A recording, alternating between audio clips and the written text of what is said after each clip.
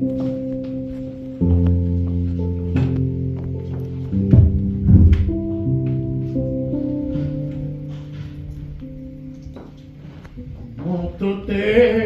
ako kanina yo, motote ako kanina yo, motote ako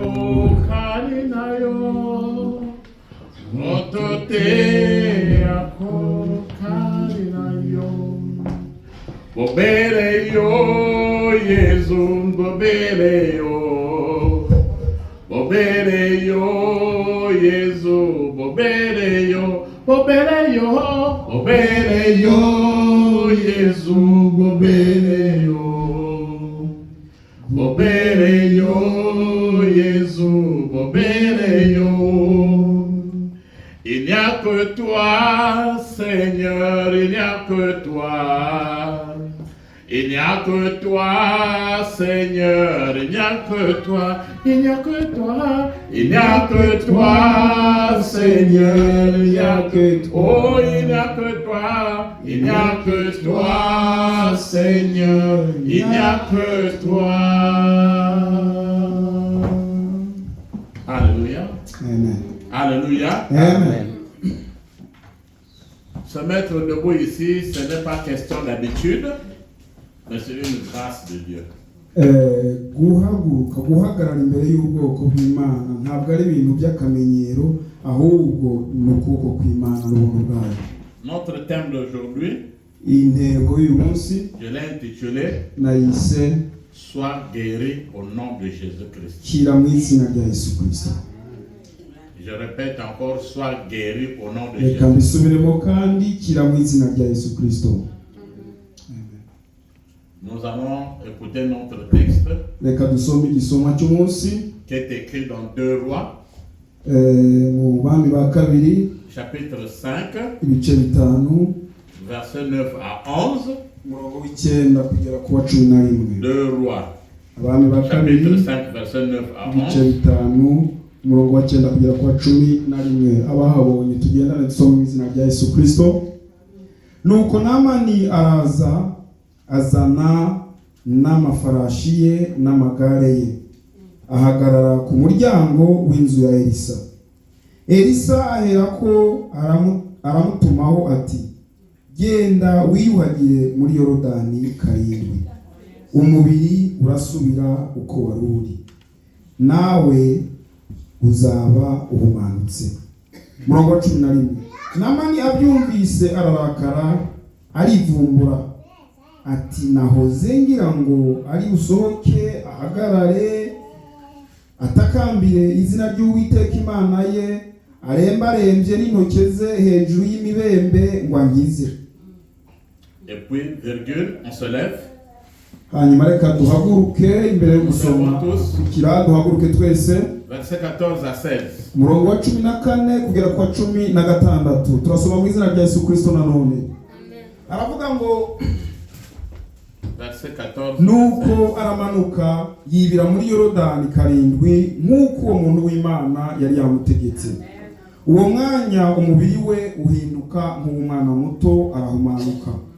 Hanyuma agarukana n'abantu be bose kuri uwo muntu w'Imana, araza amuhagarara imbere aramubwira ati, noneho menye ko nta yindi mana iriho ku isi yose keretse mu Isirayeli.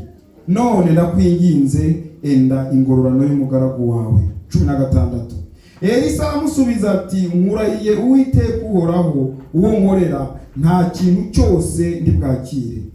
Aramugomera kugira ngo abyende, ariko undi aranga. Amen. Amen.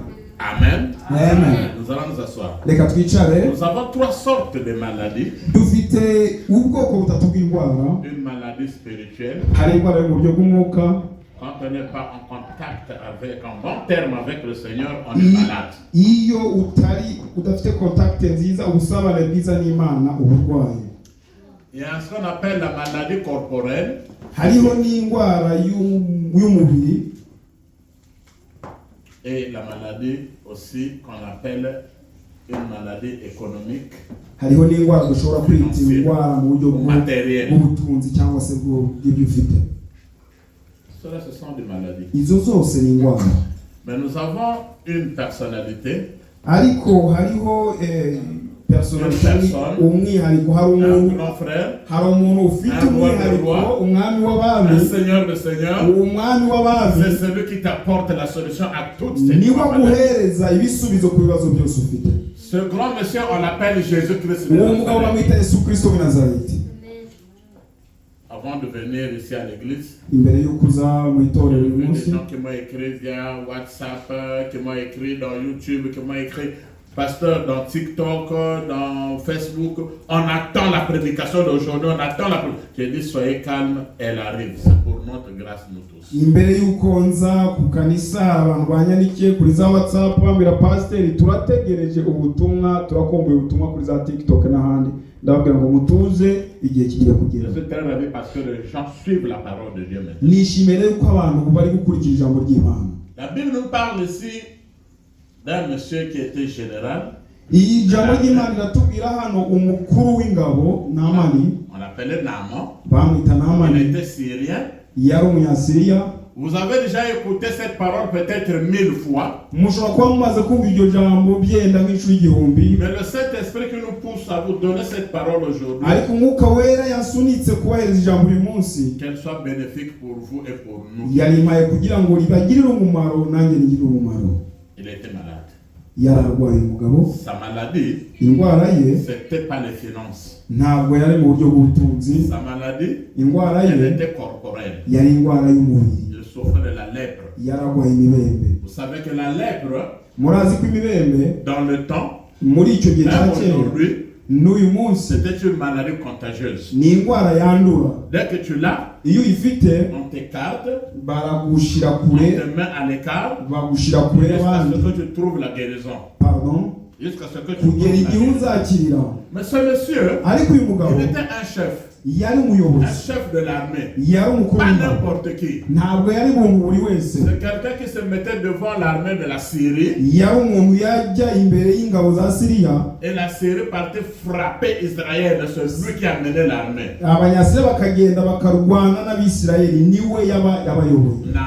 Naaman. Il croyait être déjà supérieur, fort. Je vais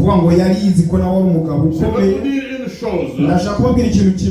La voiture est puissante. Le véhicule est puissant. Même les chefs militaires sont puissants. Mais il y a un tout puissant. C'est celui-là qu'on appelle notre Seigneur Jésus-Christ, qui est au-dessus de toute la puissance. Les maladies, quand elles viennent, ça peut être Dieu qui t'a affligé la maladie. N'est-ce pas? Ça peut être Dieu. La stérilité de Rachel, la stérilité de la femme d'Isaac. Rebecca. La stérilité de Rebecca n'était pas une stérilité normale, c'était frappé par Dieu. Yes, Amen. Yes, Amen. Et la stérilité de Sarah aussi. C'était Dieu qui avait provoqué cela. Pour faire explorer sa gloire. Pour faire explorer sa gloire, pour faire éclater sa gloire. Mais la maladie de Job, là ça venait pas de Dieu. Là c'est Satan. C'est Satan. Parce que Dieu avait dit, tu peux toucher Job, n'enlève pas son âme. Voilà. Il y a d'autres maladies qui viennent de nous-mêmes. Tu es alcoolique. Matin, midi, soir. Tu vas t'attraper la cirrhose de foie, c'est une maladie de foie. Tu ne vas pas accuser quelqu'un, c'est toi-même qui es parti sans de même pour les gens qui fument. Il va s'attraper le cancer de foie. Ce n'est pas donc la faute de Dieu. ntabwo ari ikibazo Ça cy'Imana, ne vient pas aussi de Satan. ntabwo byavuye no kuri Mais c'est Satani, toi-même qui es parti ni chercher. wowe nyine wagiye gushaka iyo Le ndwara. problème maintenant, Ikibazo rero uyu quelle que munsi, soit la maladie, uko indwara iri kose, quelle que soit la source, aho ituruka hose, viens vers Jésus-Christ de Nazareth. ngwino usange Yesu C'est Kristo, lui qui t'apporte la guérison. niwe ari buguhereze gukira. Je sais que parmi les gens qui me suivent, Ndazi ko mu bantu bankurikira presque tout le monde est malade. abenshi bararwaye, Tout le monde est malade. hafi ya Tu bose peux même bararwaye. bien marcher, Urashobora no kuba ne utambuka sachant pas neza que tu es malade. utabizi ko urwaye, C'est quand maintenant ça ne va pas, ni uko wumva utameze neza, tu vas te rendre compte que tu es malade. ariko ukaza kumenya ko Il y a des gens- urwaye. Le vrai problème, Hari abantu rero ikibazo gikuru c'est quand la personne va chez le médecin. ni igihe wa murwayi agiye ku La muganga, personne va chez le médecin vraiment toute forte, uragiye kwa avec son muganga, courage, uragiye kwa il quitte sa muganga maison, n'umwete, il arrive chez le médecin, ugeze kwa muganga, mais dès lors que le médecin le diagnostique, il dit que tu as telle maladie, uwo muganga amaze kukubwira gusa ko urwaye indwara runaka, cette maladie est dangereuse, akakubwira ngo iyi ndwara irakomeye, cette maladie n'a pas de médicament, iyi ndwara nta miti ifite, cette maladie va écourter ta vie, c'est-à-dire que tu n'auras pas une longue vie. iyi ndwara ntabwo izatuma uramba, uzapfa vuba vuba. C'est en ce moment-là que ça va taper dans ton cerveau Icyo gihe niho bigenda bigakora ku bwonko bwawe, et maintenant tu n'as plus la foi. hanyuma ugahita utangira no guta ibyiringiro. Mais c'est lui qui te donne l'information. Ariko we yaguhaye Le amakuru, médecin. Le médecin. Lui-même il tombe malade. nawe nyine Moi ararwara. j'ai déjà reçu des médecins Jewe nigeze kubonana qui te disent n'abaganga pasteur prie pour moi. akakubwira ngo pasiteri Je suis nsengera malade. nanjye ndarwaye Médecin. iseri n'umuganga, Parce que je sais qu'il y a un médecin de médecin. kubera ko azi ko hari umuganga w'abaganga, On l'appelle Jésus-Christ. uwo bita Yesu Kristo w'i Nazareti. Et c'est celui-là, Kuri uwo nguwo il ne va pas te faire peur. ntabwo azigera gutera Il ne va ubwoba, pas te dire que c'est fini pour toi. ntabwo azakubwira ngo C'est birarangiye le iwawe. problème qui s'est passé avec Naaman. Nicyo cyabaye kuri Il Naamani. n'a pas choisi autre personne, il a choisi un homme de Dieu. Ntabwo yahisemo undi muntu, yahisemo umukozi w'Imana. Mais qui doit donner la nouvelle? Ninde uza gutanga De amakuru? l'homme de Dieu. Qui doit donner la nouvelle qu'il y avait un homme de Dieu en Israël? Ninde yatanze amakuru ko hari umukozi w'Imana muri Si vous Isirayeli? lisez le texte un peu en haut, Mugerageje gusoma ahatangira c'est hejuru, une petite fille ni umukobwa muto cyane qu'on avait pris en esclavagisme pendant qu'il y avait la guerre. bamufashe bugwati, bamufashe nk'inyagano mu gihe cy'intambara, Et la guerre a été conduite par ce même général. kandi iyo ntambara nyine yari iyobowe n'uwo Naamani uwo Ils ont mujenerali. pris une petite fille Baragenda bafata umwana pour w'umukobwa l'emmener baramuzana, en Syrie. bamuzana muri Et Siriya, elle devient bonne esclave hanyuma dans la bamucakara maison de Naaman. muri iyo nzu ya Naamani. Voyez le bon corps de cette fille. Urebe umutima mwiza w'umwana Quelqu'un w'umukobwa, qui t'amenait de l'esclavagisme. umuntu yakuzanye akakugira On umucakara, dit que c'était une petite fille, baravuga ko ari umukobwa muto, pas une grande fille. ntabwo ari umukobwa ukuze, Une petite fille, umukobwa muto, peut-être 12 ans, kumbure yari afite imyaka Peut-être 8 ans. cyangwa se 8 peut-être 13 ans. cyangwa 15, Elle avait laissé ses parents. ari ku muryango we. Peut-être que Naaman avait même tué ses parents. Byashoboka ko Naamani yari yishe n'ababyeyi be, Mais elle avait l'esprit de pardon. ariko yari afite umutima w'imbabazi. Vous devez avoir l'esprit de pardonner. Mugomba kugira umutima wo kubabara, wo kubabarira, pardon. On t'a mené en esclavagisme. Bakuzanye bakugize umucakara, Et tu sais que c'est lui qui a causé le problème. kandi urabizi ko uwo Si nyine ari we je yazanye suis ikibazo. esclave aujourd'hui, c'est à cause de ce monsieur. Niba ndi umucakara uyu munsi ni ukubera uyu mugabo, Mais dans sa compassion, ariko muri we mu la mbabazi manière ziwe, dont elle a été éduquée spirituellement, mu buryo yaretswe bw'umwuka, elle dit je ne peux pas faire du mal à ce monsieur. aravuga ngo sinshobora kumugira nabi uyu mugabo. Chez nous, Iwacu il y a un homme de Dieu. hari umukozi w'Imana, Si tu vas le voir, ugiye kumureba tu seras guéri wakira de ta lèpre. iyo mibembe yawe. Viens ça chez moi. Amen. Une petite fille. Umukobwa mutoya Ne cyane. cherchez pas à ce qu'on fasse des témoignages pour vous. Ntimutegereze ko abantu baza gutanga Quand vous ubuhamya faites bien bwabo. l'œuvre de Dieu, Iyo ukora neza umurimo même w'Imana, s'il y a des gens qui parlent de mal de vous, umuntu umwe wenyine akavuga nabi même we, s'il y a des gens qui vous insultent, nubwo hoba hari ababatuka, mais il y aura toujours quelqu'un qui va témoigner. buri gihe ntihazabura umuntu umwe aza gutanga Que ubuhamya ce bwiza. monsieur que vous insultez, Uwo mugabo ce mutuka, monsieur que vous uwo négligez, mugabo musuzugura, ce monsieur que vous accusez de tous les uwo maux, mugabo mugenda mushinja c'est ibyo mushatse un homme de byose, Dieu ni umukozi véritable. w'Imana. Le vrai homme de Dieu, Ni umukozi on w'Imana. le reconnaît umukozi w'Imana quand w'ukuri il y a des miracles, bamumenye iyo habaye le ibitangaza. vrai homme de Dieu, umukozi w'Imana on le w'ukuri reconnaît bamumenya quand il y a des preuves. iyo habaye ibigaragara, Car la joie de la prière, kubera ko ibyishimo c'est by'amasengesho son exaucement. ni ibisubizo bivuye muri yo. Une petite fille umukobwa muto qui avait fait un témoignage. niwe yatanze Vous ubuhamya. n'avez pas besoin d'avoir toute une foule qui doit faire un ntabwo témoignage. mukeneye abantu benshi cyane bo kuza gutanga ubuhamya. Dans ce temps, il n'y avait pas de téléphone. icyo gihe nta matelefone Il n'y avait pas de yawe, télévision. nta mateleviziyo, Il n'y avait pas même de radio. nta n'amaradiyo yari Mais la ahari. petite savait qu'il y avait un homme de Dieu. ariko umwana muto yarazi ko ari Un umukozi homme de w'Imana, Dieu. umukozi Qu'on w'Imana. appelait Élisée. Twita Moi, Elisa. j'étais au nord. igihe nari mu majyaruguru muri Je ne dis pas que Norvège, je suis spécial. ntabwo nihaye ngo Mais mvuge je ngo connais le ndakomeye, Dieu que je sers. ariko Imana nkorera Et je ndayizi, sais que celui qui sert très bien Dieu kandi ndabizi ko ukorera Imana a neza toujours été combattu. ahora buri gihe ahura n'intambara. Mais vous, ariko si mwe vous êtes dans ce cas, nimwaba muri que urwo vos rwego, regards soient tournés vers Jésus-Christ. ndakubwira ngo amaso yawe uri yahangaye Yesu Ce Kristo. dernier jour, umunsi wa tu nyuma lui diras, uzamubwira, Seigneur Jésus-Christ, mwami Yesu Kristo, mission accomplie. narangije ibyo Mission wanjye, accomplie. narangije ibyo Il va wanjye. te donner ta couronne. azoguhereza ikamba, azakwambika ikamba. Une petite fille, umwana mutoya cyane, elle devait avoir 3 ans. pardon, Elle devait avoir 3 ans. yari kugira nk'imyaka Au itatu, nord de la Norvège. yari afite nk'imyaka itatu muri J'ai des témoins. mu majyaruguru ya Norvège, J'ai des témoins. mfite n'abahamya. Sa maman l'a poussée. mama wiwe aramuzi, Moi, je venais d'arriver dans cette ville qu'on appelle Borknes. Il y a des témoins. nari ngeze mu mujyi bita Borkenes, Je ne connaissais personne. nta muntu n'umwe nari nziyo, Je ne connaissais personne. nta muntu n'umwe Je nari venais nzi, d'arriver même pas une semaine. nari ndahageze n'icyumweru kitararangira. Pendant que sa maman l'a poussée, mama w'igihe ariko aramusunika muri la Vogene, fillette m'a regardé. kakana k'agakobwa karandeba, Elle a dit, hi, pasteur. kambwira ngo hayi pasiteri. Sa maman ne me connaissait pas. mama we ntabwo yaranzi, L'enfant ne me connaissait pas. n'umwana ntiyaranzi. Je vous dis que j'ai frémi, j'ai commencé à trembler. nagira mbabwire ko nahise ntangira gutitira, J'ai demandé à l'enfant, quoi? Tu as dit quoi? mbaza umwana Il dit, uvuze hi, ute? pasteur. Ane ngo hayi Sa pasiteri. maman m'a demandé, mama we vous warambaza êtes pasteur? ngo uri umupasiteri? Oui, je le suis. ndamubwira ngo Les yego. larmes coulaient. Et sa amarira maman aussi pleurait. Elle a commencé à trembler. Elle a pris mon numéro de téléphone. atangira gutitira, idafata nimero yanjye ya C'est telefone. elle qui a commencé à faire la publicité là-bas. Je n'ai pas besoin de la publicité. Mais à dire aux gens qu'il y a un homme de Dieu qui est venu dans cette ville. niho uwo mama yahise atangira wenyine gutanga amakuru agenda avuga ngo hari umupasiteri muri uyu mujyi.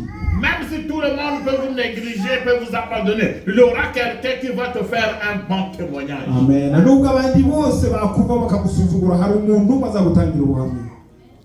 Le deuxième, c'est un petit garçon uwa kabiri yari umwana muto de w'umuhungu 4 ans. w'imyaka 4. Sa maman s'appelle Lenessa, mama we bamwita gutyo, une éthiopienne.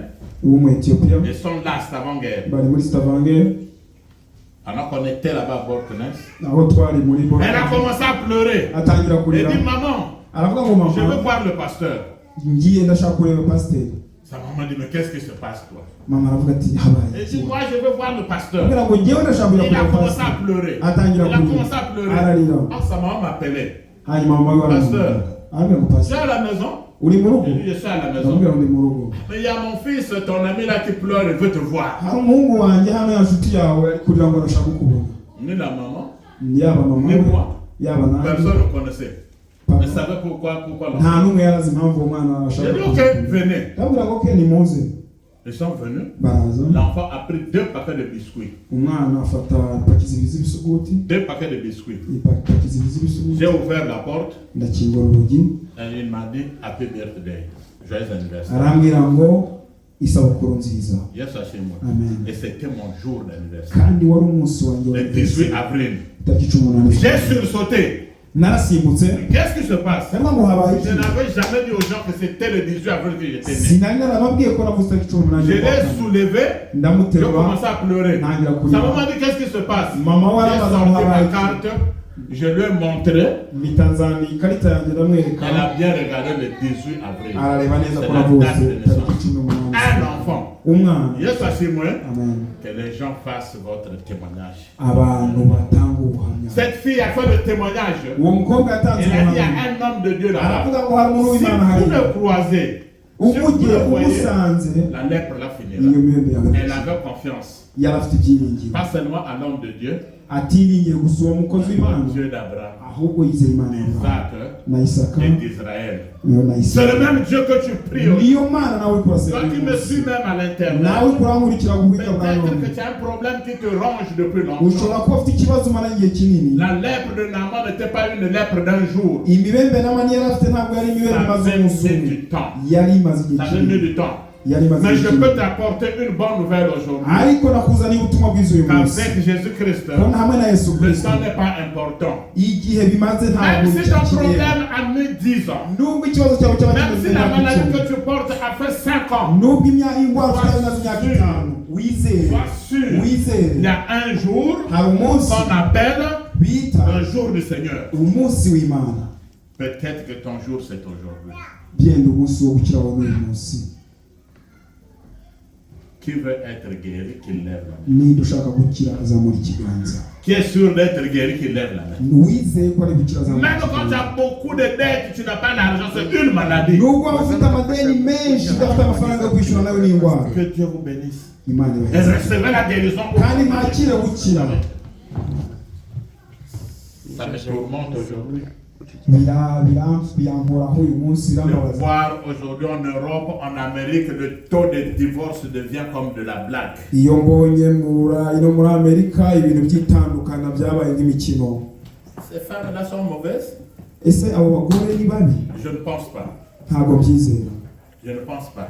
C'est le plan du diable ni gahunda ya Satani qui veut frapper les foyers, ashaka gusenya qu'il y ait ingo des divorces kugira ngo habe gutandukana et qu'il y ait des gens qui vont se suicider, haba abantu batangira gutekereza qu'il y ait des kwiyahura gens qui vont mourir de mal d'estomac abajya kwikuga bicwa parce que n'indwara le foyer s'est y'isesa disloqué. kubera ko mu rugo Mais je vous apporte une bonne nouvelle ariko nagira ngo aujourd'hui. wereze amakuru Quel que y'uyu soit le munsi problème que vous êtes en train de uko traverser, ikibazo kiri il kose y a maze celui qu'on iminsi. appelle le Seigneur des Seigneurs. hari uwo bita umwami Même w'abantu là où il y a eu des séparations, il va vous remettre naho habaye ensemble. gutandukana iraza Là où il y a une ikabaho plaie dans ton corps, il va te mettre un pansement. indwara iri mu mubiri wawe kumereye nabi araza agushyiraho Je pansiyo connais une fille hari umukobwa nzi dans notre pays, mu gihugu elle iwacu était malade. yararwaye Elle était malade. yararwaye La maladie c'était le VIH. Le iyo sida. ndwara yari sida Vous savez qu'il n'y a pas de médicament. Même si tu prends le médicament, tu ne peux pas être guéri. murabizi ko nta miti yari ihari ya sida Et en ce temps, il n'y avait même pas de médicament. icyo gihe niyo imiti batanga yo kugabanya C'est une ntagire histoire vraie, puisque elle est même évangéliste. iyo nkuru niyabaye irahari ko yarahindutse nyamukobwa Elle banamukoze a commencé à maigrir. atangira Les guhora médecins ont bien certifié qu'elle avait le VIH. abaganga baremeza neza ko afite sida Mais ce jour, ariko uwo munsi quand elle a commencé à voir, elle ne se levait plus. igihe atangira On la kubona nourrissait au lit. atagishobora Elle guhaguruka faisait des urines au lit. atangiye kuza Quand c'est comme yiyangiza ça, tout le monde te fouille. iyo bimeze gutyo rero abantu bose baraguhunga Vous voulez connaître de bons amis? pardon Vous voulez connaître de bons amis? murashaka ko tuba inshuti Vous voulez nziza connaître une bonne famille? murashaka ko tuba umuryango mwiza Je ne vous le souhaite pas. ntabwo Je ne vous le mbibifuza souhaite pas. ntabwo Mais mbibifuza c'est quand vous êtes dans une difficulté. ariko iyo muri mu gihe C'est quand vous êtes dans une humiliation. iyo muri mu gihe Où là où tout le monde bose te rejette. igihe abantu bose Où là où tout bagutaha le monde ne veut plus te voir. igihe abantu bose badashaka C'est une kubona sorte de lèpre que tu portes. icyo gihe ni ubundi bwoko C'est bw'imibereho le moment que tu vas voir ni un muri bon icyo ami. gihe uzabona inshuti nziza Mais je vous apprends que l'ami fidèle, nagira mbabwire ko inshuti C'est Jésus-Christ idahinduka de Nazareth. yesu kristo w'i nazareti l'ami fidèle, inshuti idahinduka même dans la tombe, no mu c'est gituro celui qui a dit à Lazare, niwe Lazare sort, yabwira et lazaro Lazare se gusohoka sort. amen Elle a dit c'est fini pour moi. aravuga ngo birarangiye Mais elle s'est rappelée ariko yaributse qu'il y a dans la Bible, ko muri bibiliya hari ahantu il est écrit hari ahantu handitse que par ses meurtrissures, par ses plaies, ko ari mu bikomere bya yesu kristo nous sommes guéris. niho tukiri Elle a ouvert cette partie, ahita afungura Elle a commencé aho à handitse lire. ayo magambo atangira elle a kuyasoma commencé à lire. atangira kuyasoma Elle a dit à sa maman, abwira mama we maman, je suis guérie. mama wanjye abwira mama we ngo nakize La maman a dit non, calme-toi, la tête ne marche plus, c'est que tu es malade. mama we Non, aramubwira je suis ngo guérie. yatuza ndazi ko utameze neza mu mutwe ndabizi ko utameze neza Depuis ce jour-là, kuva uwo munsi elle s'est levée, yarahagurutse elle est allée se laver elle-même, aragenda koga wenyine elle a commencé à manger, atangira kurya le coulement de ventre s'est arrêté, pardon pardon. Le coulement de ventre s'est arrêté, la diarrhée.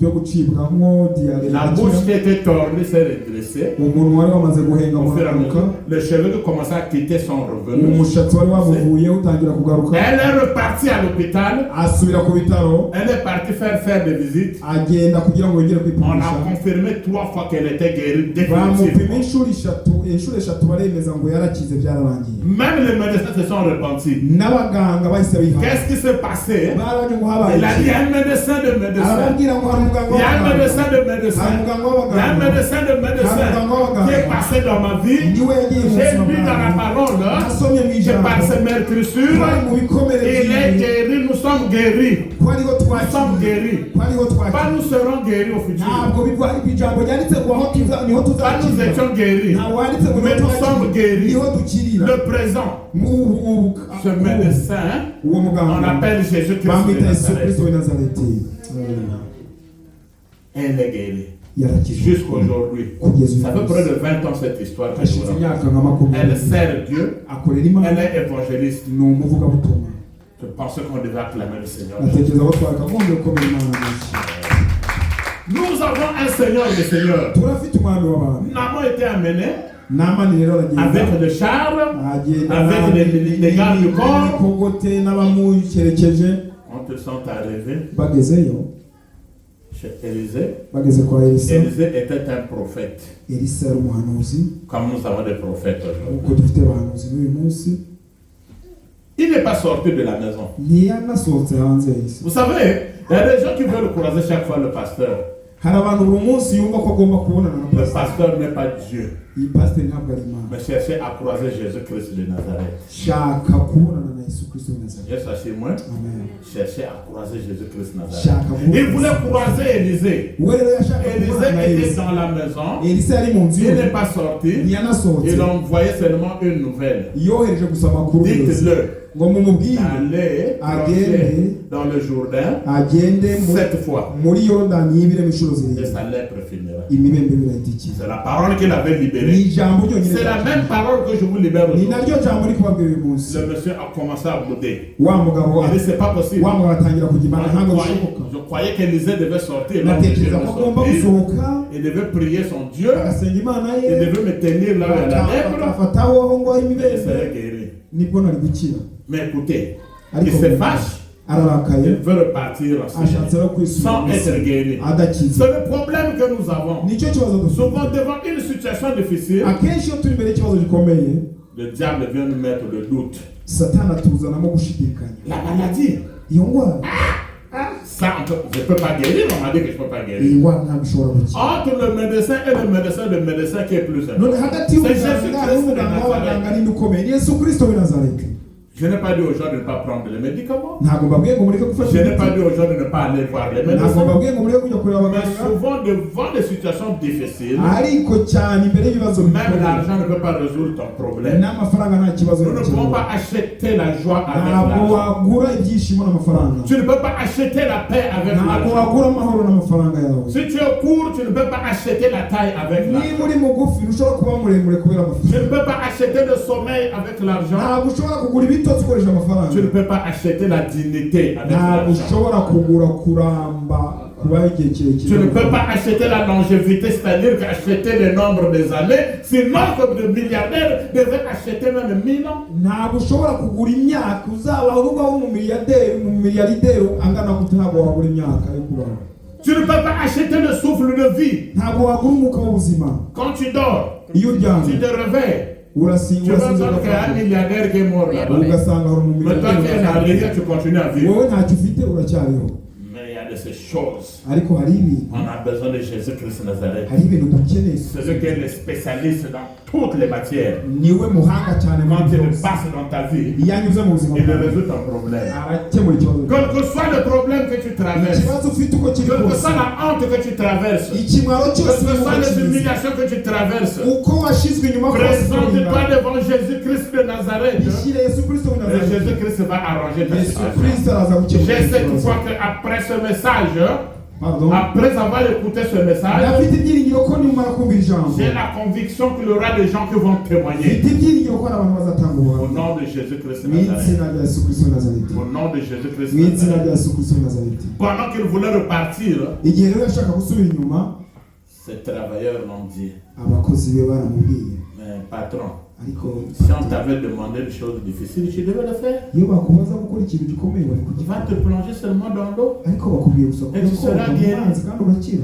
Il y a un certain moment, hari igihe gishika je vous recommande d'avoir de bons amis autour de vous ndabasabira kugira inshuti nziza zibazengurutse qui peuvent vous conseiller quand vous êtes dans des difficultés. zishobora kuguhanura mu gihe uri mu Vous bibazo. savez ce qui se passe muzi biba avec les gens de ce monde? n'abantu bari kuri iyi si Tu vas dire que j'ai des problèmes dans ma famille avec mon mari. uraza ukamubwira ngo ufite ikibazo n'uwo Je twashakanye pourrais avoir fait confiance à une personne. wamugira icyizere mu bw'ibyawe Tu finis, la personne se moque encore bien. Elle va voir ça, ça l'apprendra que le mariage là se disloque. urarangije kumubwira niba atitangira guseka ngo reka azabone uko bimera. On m'a renvoyé au travail, hein.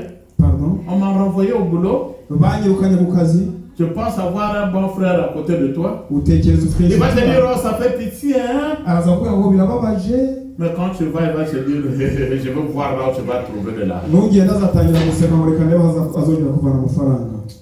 Je suis malade. ndarwara On m'a diagnostiqué. barampimye On m'a dit que la maladie là vraiment incurable. bambwiye ko indwara idakira. La personne peut même te dire, on va prier Dieu. Seigneur Imam. Seigneur, fais grâce. Amen, amen. Et puis tu vas mourir. ushobora no kubwira ngo reka dusenge Imana agasenga ukabona birimo wamara kugenda ntabwo uzapfa. C'est là où la Bible déclare aho niho Bibiliya que ivuga maudit soit l'homme qui se confie en l'homme. ngo havume umuntu wizera umwana w'umuntu Heureux l'homme qui se confie en Dieu. ariko hahiriwe cyangwa se afite amahirwe umuntu wizera. Mais ces gens étaient bien.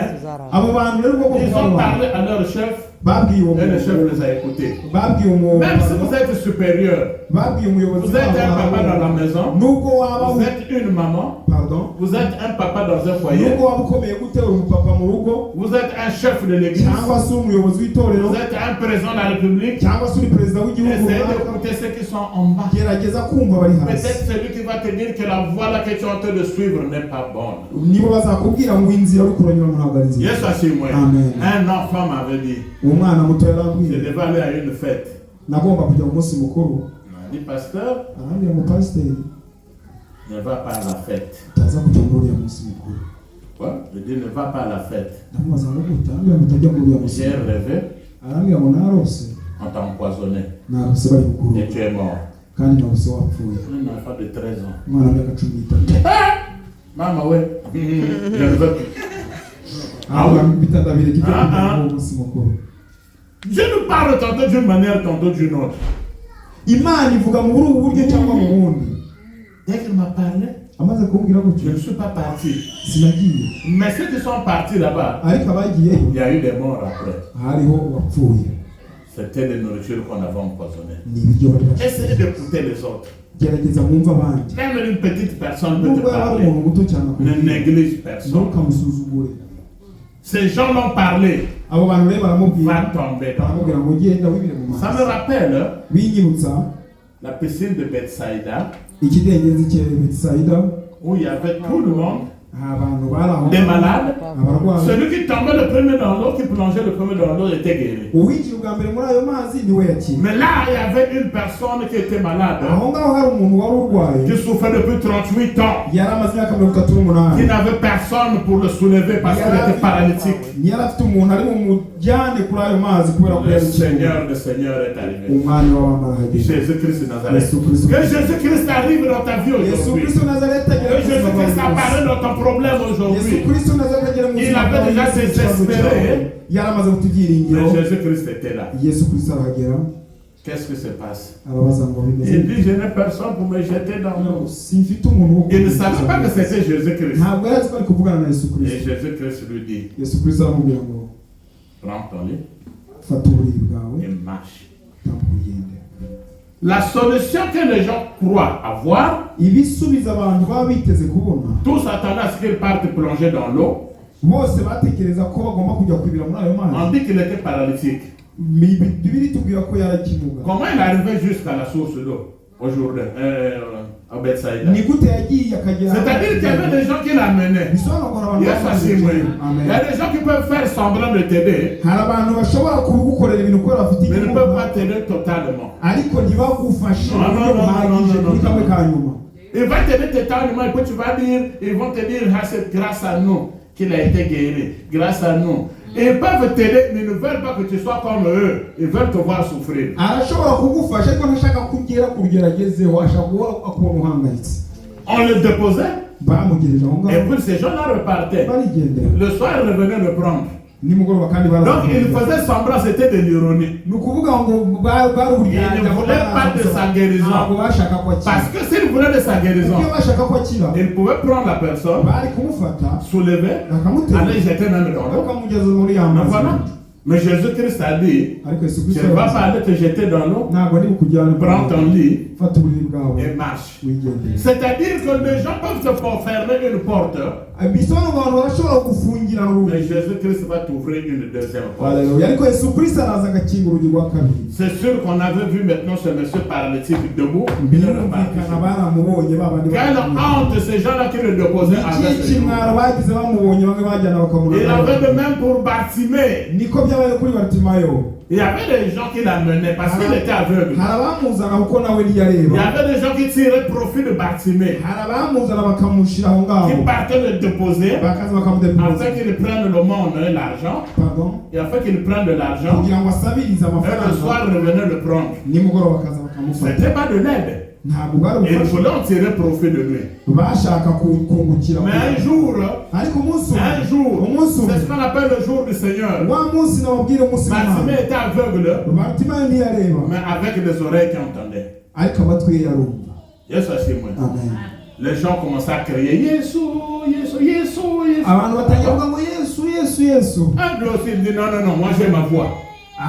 Pardon. Et moi j'ai ma aravuga voix. ngo njye nanjye Je peux ndavuga. se crier. nanjye reka Jésus-Christ, fils de David. nawe aba Yesu Kristo Jésus-Christ, fils de David. Yesu Kristo umwana wa Aie Dawidi. pitié de moi. ngirira Aie impuhwe pitié de moi. ngirira impuhwe. La Bible déclare que les gens étaient en train de le pousser, de le barrer. Pardon. Les gens étaient en train de barrer le chemin. abantu bari ko baramufungira inzira Mais la voix ariko ijwi est arrivée à Jésus. ijwi ryo ryaragiye kugera kuri Yesu Kristo.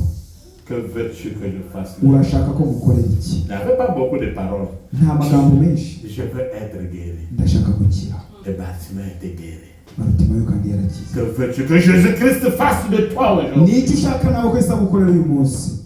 Que veux-tu que Jésus-Christ fasse de niki toi ushaka ko Yesu aujourd'hui? agukorera uyu munsi? Ça aurait été moi à ta place, je devais répondre, je veux être guéri. yaba ari jyewe umwanya wawe ari kuvuga ngo ndashaka gukira.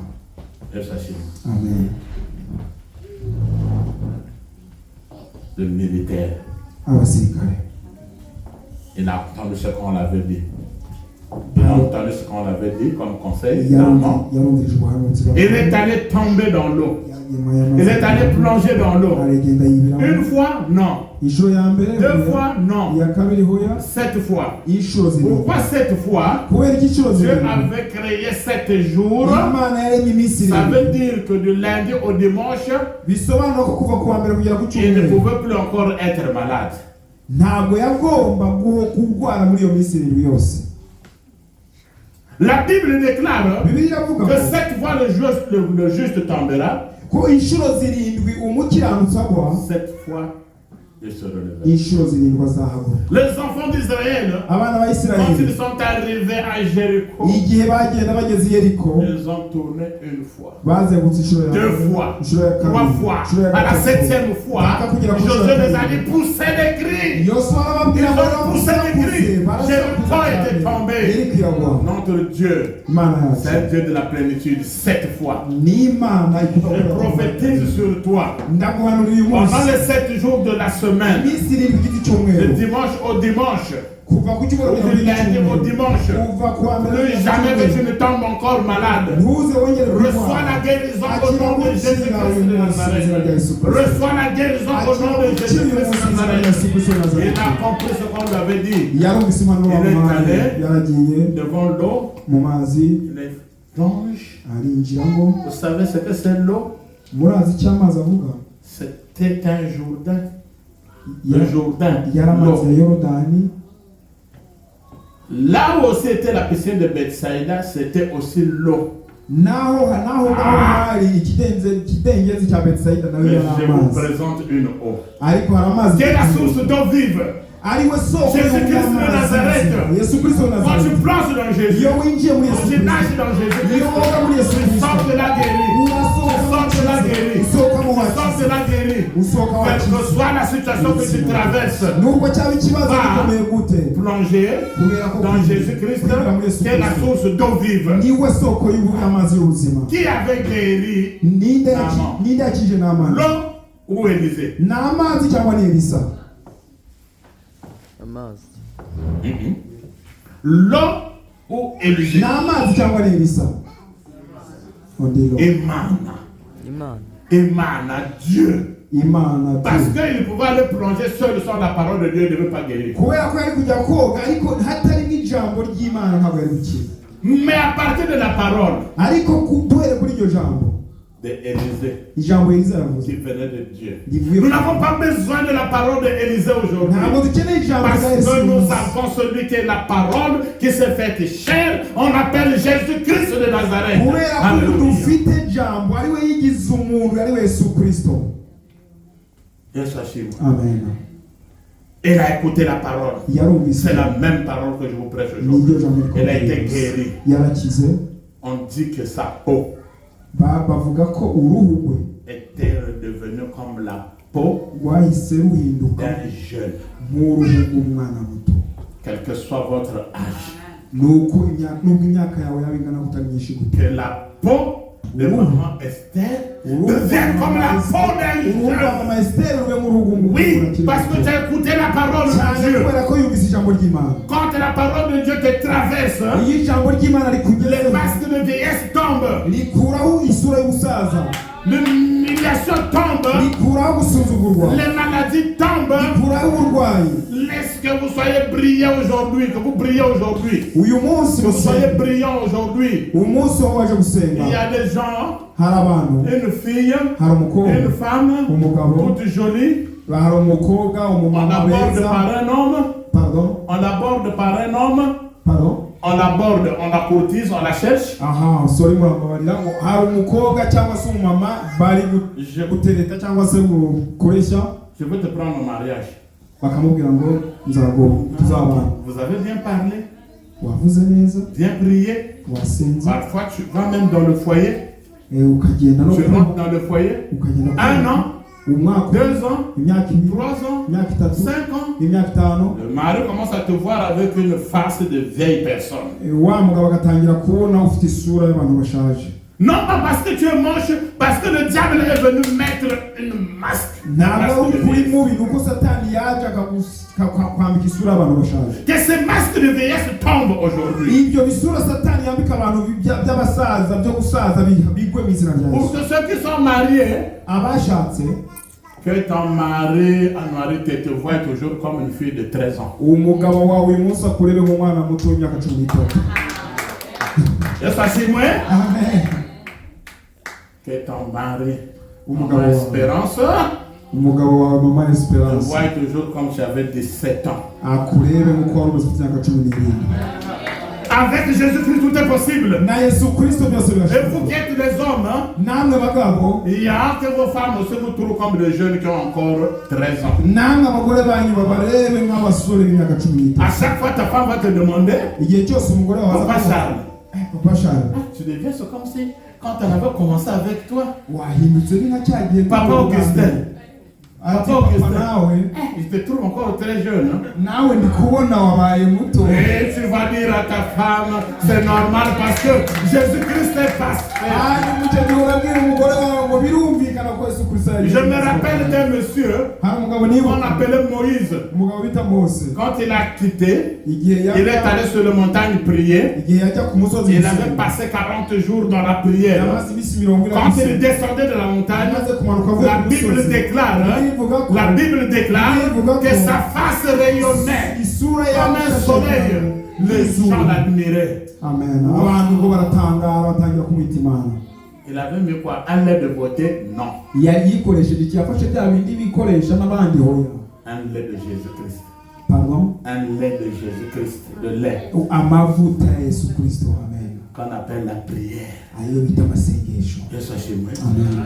Naaman a été guéri de la lèpre. Naamani rero yakize Il est ibirenge, sorti, arasohoka, il n'est pas parti chez nous, ntabwo il yagiye, est reparti vers l'homme de Dieu. yasubiye ku mukozi w'Imana. La Bible déclare Bibiliya iravuga ngo qu'il s'est agenouillé. ko yaciye bugufi, Il a fléchi le genou. yarapfukamye. La Bible déclare que ton genou fléchira devant le Fils de Dieu. Bibiliya kandi iravuga ngo amavi yose azapfukamira Que Imana. vos ennemis, Abanzi banyu, vos adversaires d'hier, abanzi banyu ba qu'ils kera reconnaissent maintenant que vous priez un Dieu vivant. bamenye uyu munsi ko musenga Imana ibaho, Imana y'ukuri. Amen. S'il y a quelqu'un qui t'avait refusé, Ni haba hari tu uwakwanze, n'avais rien fait, nta na kimwe qui wamukoreye s'est kimwe, écarté de toi, akakwitandukanya même si n'Imana. on dit qu'on se prosterne que devant Dieu, mais les frères de Joseph étaient partis se mettre à genoux devant Joseph, qu'ils viennent s'agenouiller devant toi. Nubwo bavuga ko amavi yose apfukamira Imana, ariko na Yosefu bakuru baraje kumupfukamira, nawe baze bagupfukamire. Tu te demandes pardon. Akusaba imbabazi. Yeah. Le monsieur a reconnu. Wa mugabo arasobanukirwa, pardon, Je reconnais. aravuga ngo ndamenye, Je reconnais. ndamenye Aujourd'hui uyu munsi que sur toute la terre, ko ku isi dans le yose, monde entier, ko ku isi il n'y yose a pas un autre Dieu qui puisse dépasser le Dieu hari d'Israël. Imana ihari iruta Imana ya Que tes Isirayeli. gens déclarent, Abantu bose que tes ennemis déclarent, abantu bose que bavuge, maintenant je reconnais que tu es servante de Dieu. bavuge ko uyu munsi Maintenant je reconnais que tu pries un Dieu vivant. bavuge ngo uyu munsi gusenga Imana Ton y'ukuri, Dieu est plus fort que mon Dieu. bavuge ngo Imana yawe irakomeye kurusha Imana yanjye. Il prend l'argent, Afata Il veut donner à impano Élisée yaraje gutanga des kwa Elisa, cadeaux. impano. Pourquoi il n'a pas donné ces cadeaux-là quand il est arrivé? Kubera icyo atatanze izo mpano agishika kwa Elisa, Il y a un problème. hari ikibazo. S'il n'était pas guéri, Iyo adakira il devait repartir avec ses cadeaux. yari gusubira na za mpano z'ibinyuma. C'est des flatteurs, faites attention. Il y a un piège. Hari umutego aho ngaho. C'est parce qu'il a été guéri Ni kubera ko yakize, qu'il prend maintenant tout ça. niyo mpamvu yavuze ngo akire. Aujourd'hui, l'église a un problème. Uyu munsi hari Les gens ibibazo, de Dieu ont un problème. abakozi Il b'Imana y a des gens qui sont bafite venus dans les églises pour les intérêts d'argent de leur poche. hari abantu baje mu matorero bazanywe n'inyungu ngo bashyire amafaranga mu mifuka yabo. Si vous le demandez un à un, comment tu as été appelé vers le Seigneur Jésus, qu'il se dirait je ne connais pas. Il va te dire que je ne connais pas. Ubimubajije rimwe kuri yindi witonze, se ni gute watangiye umurimo w'Imana. Mais lui-même, il sait Ariko qu'il warabizi, visait l'argent de Dieu. arabizi ko intego yiwe yari amafaranga. Voilà une bonne personne, Élisée. Rero umuntu mwiza Elisa On lui donne l'argent bamuhereje et dit ubutunzi, je n'en ai pas besoin. arabwira ngo ntabwo mbikira. Pourquoi? Kubera iki? Parce qu'en prenant l'argent, Kubera ko mu kwakira c'est comme s'il avait vendu son don de mu guérison. kwakira izo mpano ni nk'aho yari kuba agurishije uko gukira. S'il devait passer beaucoup d'années, ou beaucoup de mois, beaucoup de jours, Niba hatari haciye ibihe byinshi, imyaka et qu'il myinshi, envoyait un cadeau, akohereza za mpano, peut-être qu'il devait le prendre. pardon, ni ukuvuga ngo iyo yohereza za mpano haciye igihe kirekire byenda ari kuzifata. Il en est de même. Niko Je bimeze. n'ai pas dit que ce qu'on donne aux hommes de Dieu, c'est faux. Ntabwo mvuze ko guhereza abakozi b'Imana atari byiza. Vous allez dire, ah, le pasteur n'aime pas qu'on le partage. Kumbure muraza kuvuga ngo pasiteri ntashaka ko tugira icyo tumuhereza.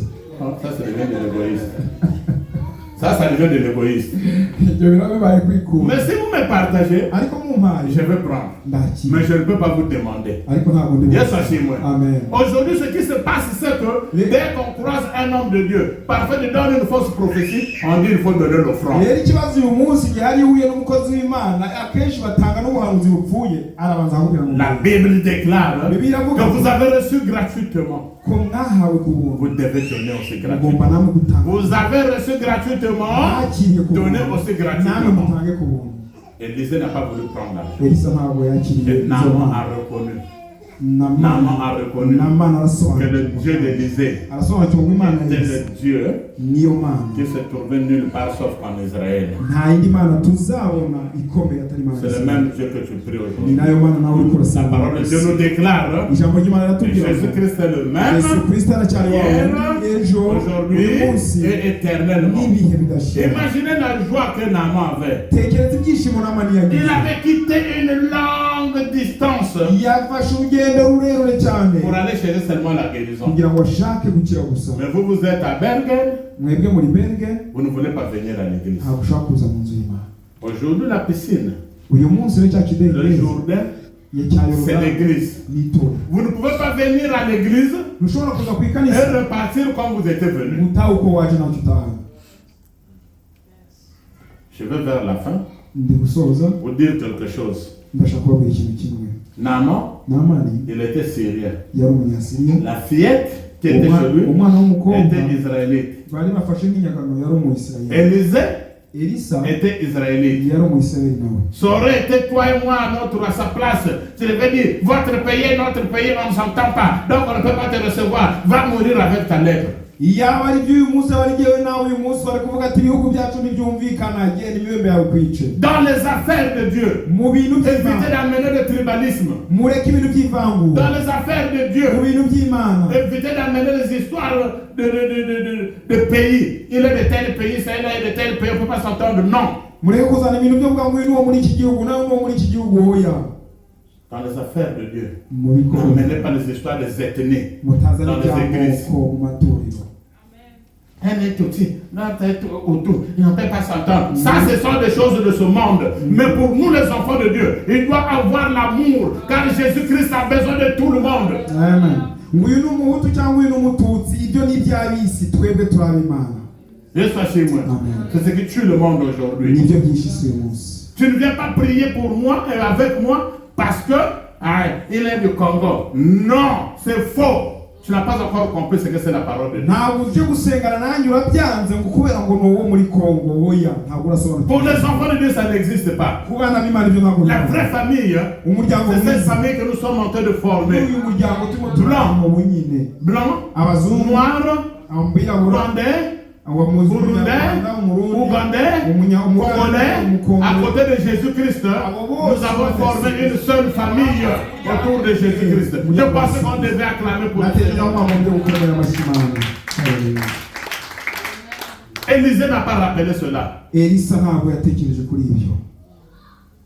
Généralement, les gens ont même l'habitude de demander, ah, ta maladie là, ça a commencé quand? Est-ce que Jésus-Christ a besoin de ça? Abantu bakunze no kubaza ngo n'indwara yawe yatangiye ryari. On commence à donner des fautes sur la personne. Elisa yarabajije Si tu as le sida, c'est sûr que tu faisais la pagaille. ngo niba ufite sida rero bisobanura ngo warakoze ibyaha. Si tu as un problème pour moi, c'est sûr que tu buvais beaucoup. Niba ufite ikibazo cy'ibihaha. Mais Jésus-Christ ne demande pas ça. Ariko Yesu Kristo ntabwo Il n'a jamais demandé de quoi était mort Lazare. ntabwo yigeze abaza icyishe Lazaro. Il avait seulement dit Lazare. Yaravuze gusa ngo Lazaro sohoka. Et Lazare était sorti. Lazaro était La lèpre est une maladie qui se trouve sur la peau. imibembe n'indwara iba ku rukoba. Mais l'origine, c'est dans le sang. Ariko intangiriro yayo, isoko yayo ni mu Une maraso. goutte de sang de Jésus-Christ qui avait jailli sur le mont Golgotha te traverse maintenant pour te libérer de tous les maux. Amen. Imari ry'amaraso Yesu Kristo yameneye igorogota rize mu buzima bwawe kugira ngo rimukize.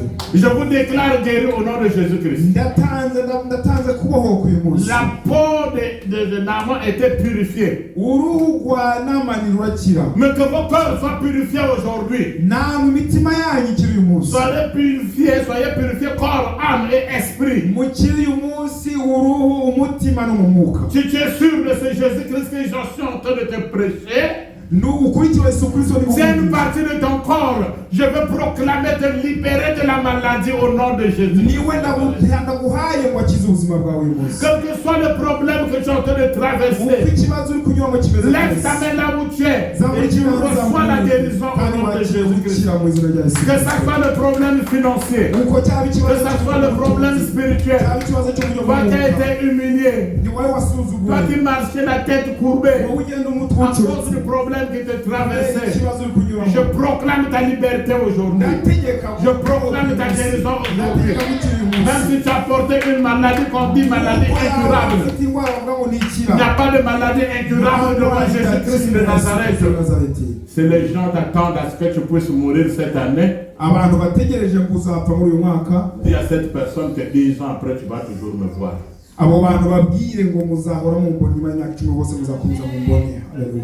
Je voulais te dire, que Dieu vous bénisse. Que Dieu vous bénisse. Que Dieu vous bénisse.